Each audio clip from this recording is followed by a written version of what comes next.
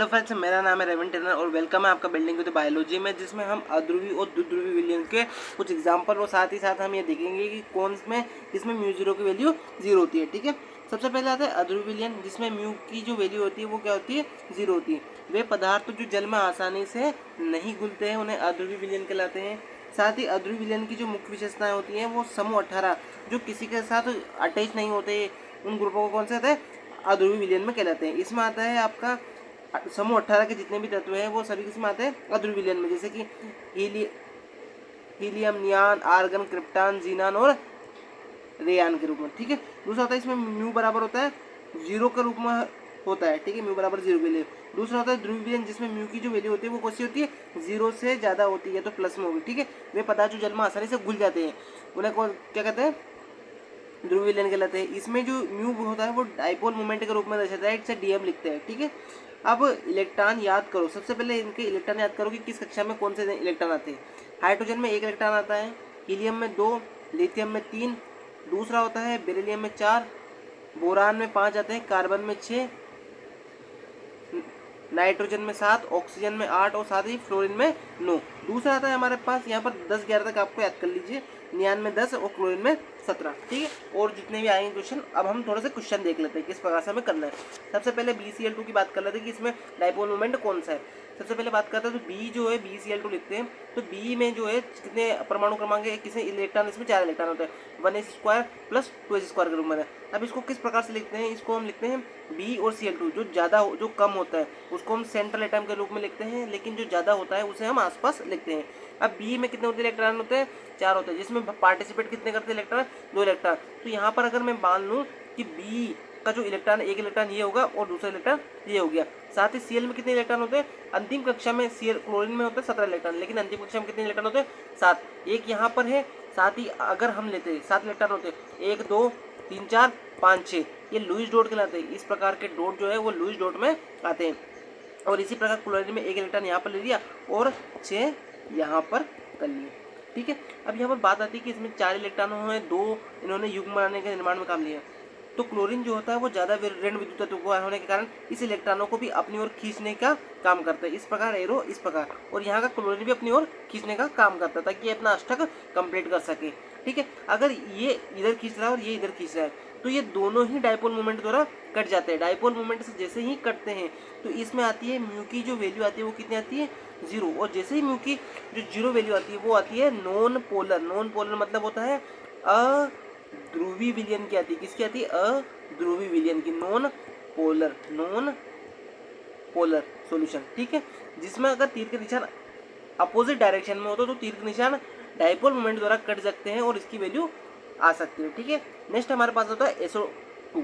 ठीक है, अब सल्फर की जो बात की जाती है तो यहाँ पर आता है ओल्ड स्टाइल से, यहाँ पर आता है सल्फर ऑक्सीजन का एक ग्रुप होता है। ऑक्सीजन में कितने इलेक्ट्रॉन होते हैं, अंतिम कक्षा में 6 इलेक्ट्रॉन होते हैं। ऑक्सीजन के इलेक्ट्रॉन कितने होते हैं, मैक्सिमम 8 होते हैं, जो कि लिखते हैं हम इस प्रकार से 1s² 2s² प्लस 2p4 आता है। इसी ग्रुप में ये है, तो इसमें जो पार्टिसिपेट करते हैं ग्रुप वो कितने करते हैं, 6 करते हैं, 6 इलेक्ट्रॉन इसमें भाग लेते हैं। तो यहाँ पर बात आती है 6 इलेक्ट्रॉन किस प्रकार से हम इसको दर्शा सकते हैं। सबसे पहले मैंने स्टाइल चेंज कर लिया, सल्फर का 1 इलेक्ट्रॉन ये है, 1 इलेक्ट्रॉन ये है, 2 इलेक्ट्रॉन हो गए, तीसरा ये है और चौथा ये है। अब 2 और बचे हैं जिसको हमने किस के लिए दिया गया, अयुग्मित इलेक्ट्रॉनों को हमने लुईस डॉट द्वारा दर्शा दिया गया।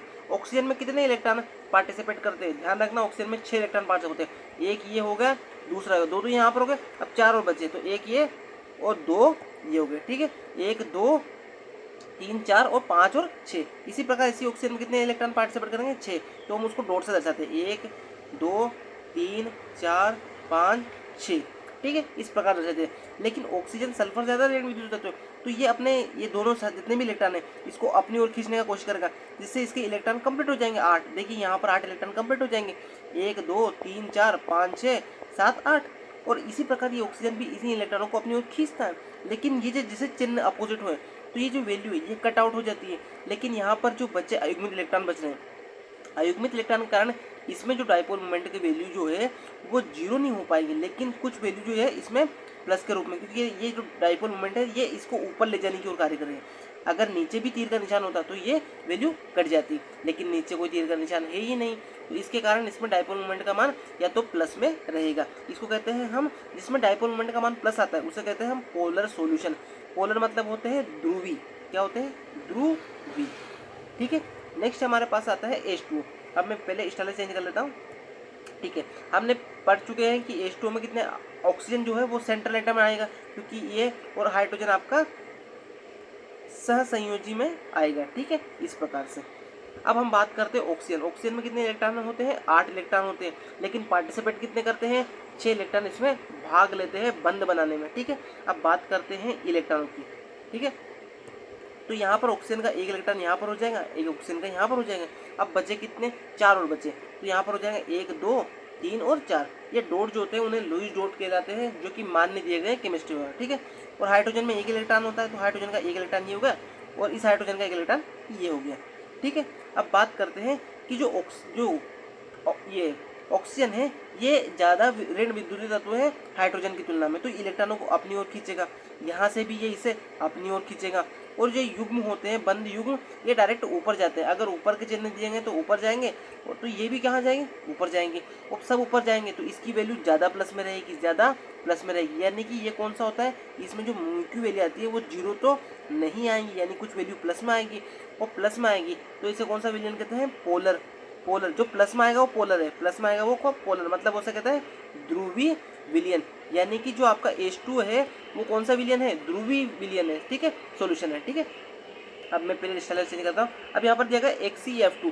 ध्यान रखना ये Xe जो है यह हमारा कौन सा ग्रुप में आता है, किसमें, 18 ग्रुप में आता है, 18 ग्रुप में, जैसे कि हे, नी, अर,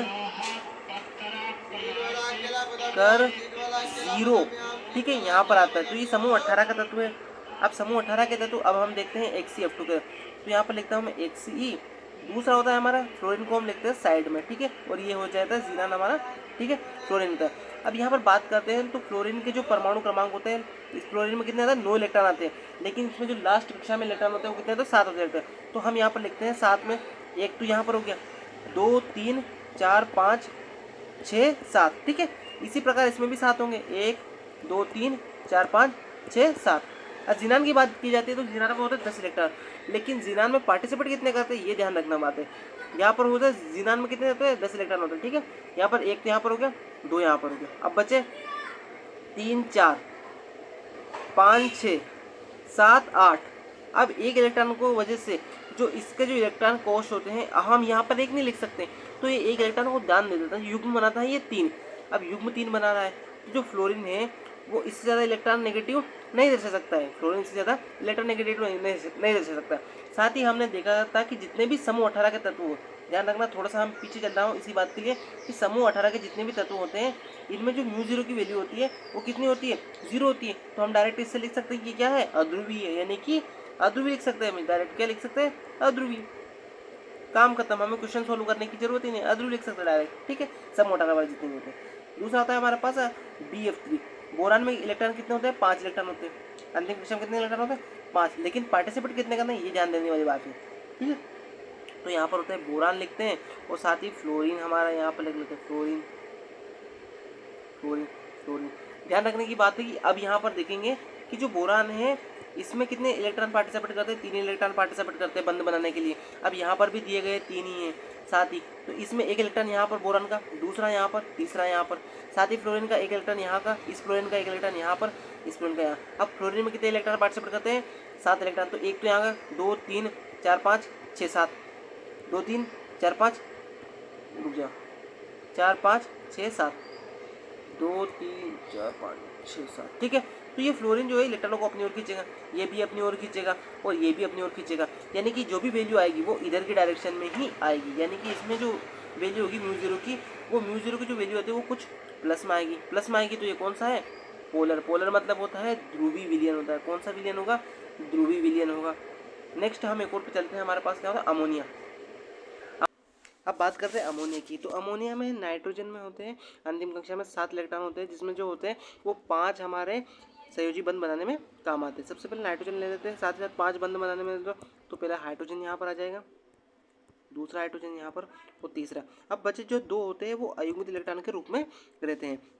अब बात करते हैं अमोनिया की, तो थोड़ा स्टाइल चेंज करके मैं आपको कहना चाहता हूँ कि अमोनिया में 2 इलेक्ट्रॉन तो ऊपर दिए गए, तीसरा यहाँ पर होता है, चौथा, पाँचवा, 5 हो गए, हाइड्रोजन में 1 इलेक्ट्रॉन, 2, 3 हो गए, ठीक है, हाइड्रोजन एक हाइड्रोजन में।